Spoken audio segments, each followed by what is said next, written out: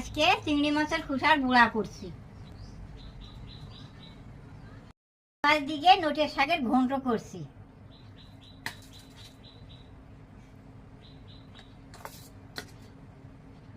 শাকই রান্না করছি, গরম না, গরমের জন্য আর কিছু রান্না করিনি।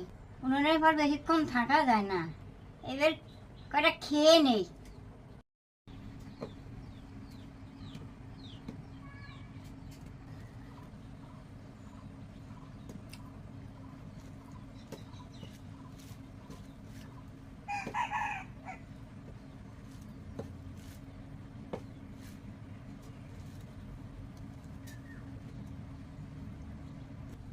শাকটা খুব ভালো হয়েছে, অনেকদিন পরে রান্না করছি তো, খুব ভালো হয়েছে।